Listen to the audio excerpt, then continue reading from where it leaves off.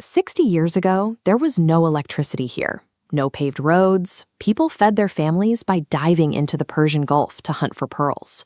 Today, this exact same stretch of sand supports artificial islands large enough to be seen from space, and a police force driving Ferraris. When the Great Depression hit in 1929, followed by the Japanese invention of artificial pearls, that solitary local economy collapsed. The region faced decades of severe poverty, relying entirely on physical grit just to survive. Then, in 1966, they struck oil. If you ask most travelers how Dubai affords its massive skyscrapers and endless terraforming today, they assume the city is simply cashing an endless oil check. This chart shows the reality of Dubai's modern economy.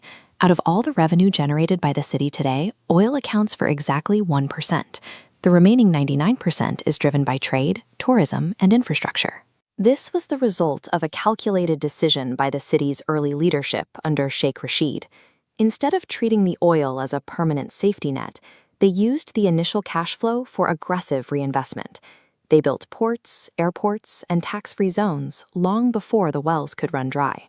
Because this growth happened in a matter of decades rather than centuries, the city now presents two completely opposite environments to anyone visiting.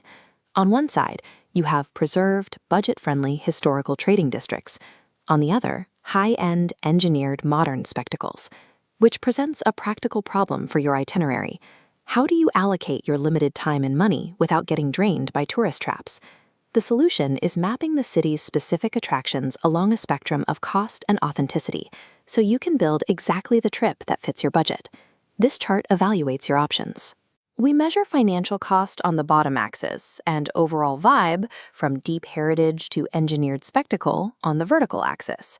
If you want to see the Burj Khalifa, you are choosing the absolute peak of high-cost, highly engineered attractions.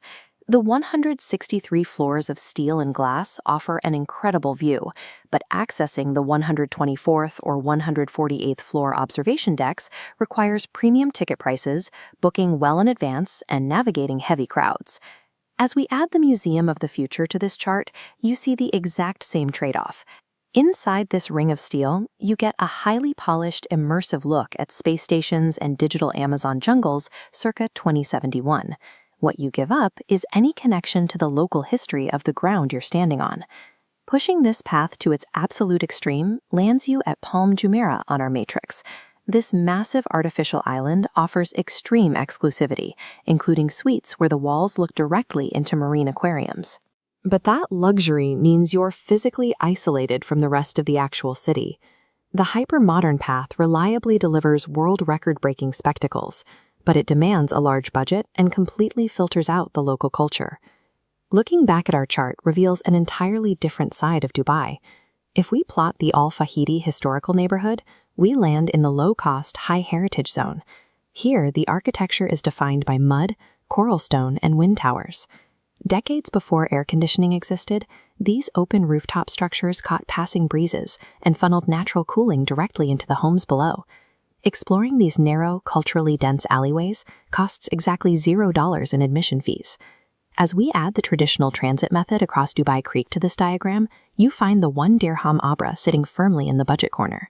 You trade away the modern air conditioning of a taxi for a traditional wooden boat, but the ride is highly scenic, incredibly authentic, and costs roughly 23 Indian rupees.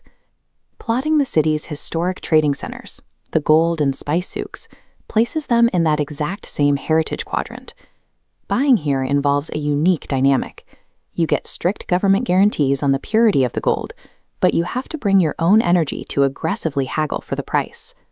This heritage path protects your wallet and connects you to the historical core of Arabia. The price you pay is giving up the polished, climate-controlled comfort of the modern developments.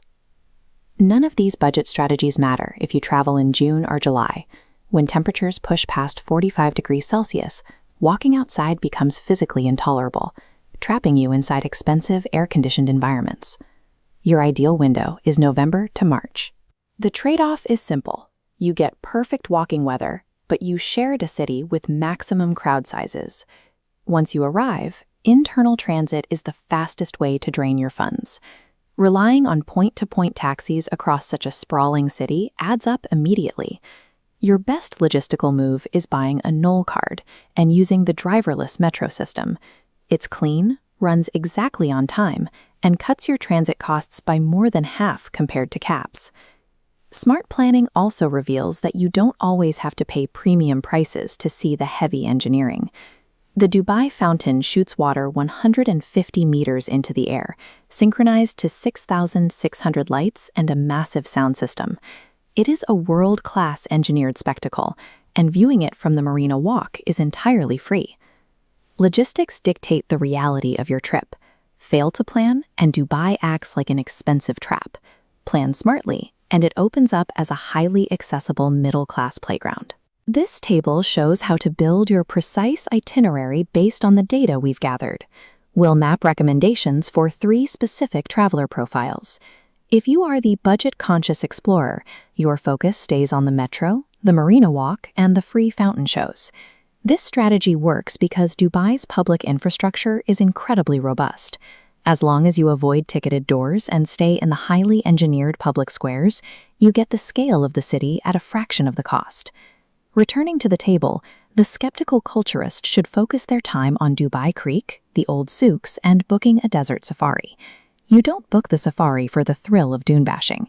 You go to sit quietly in the sand at sunset, observing the brutal, endless desert environment to understand exactly what the early Bedouins had to survive before the city existed. Finally, looking at our third column, the Premium Optimizer's itinerary targets the Burj Khalifa, the Palm Resorts, and the Miracle Garden. If you have the budget, trying to save money on mid-tier experiences is a waste. To truly maximize your return on investment here, you have to lean directly into the city's terraforming miracles. The Miracle Garden proves this point perfectly. They took barren sand where grass couldn't grow and engineered an ecosystem that sustains 150 million blooming flowers. Regardless of which profile you fit, the absolute rule remains: do not book your flight in the middle of summer. Dubai built a sustainable post-oil ecosystem by aggressively reinvesting its temporary wealth back into the desert. By matching your itinerary to your specific travel values, you ensure the city delivers exactly the experience you demand.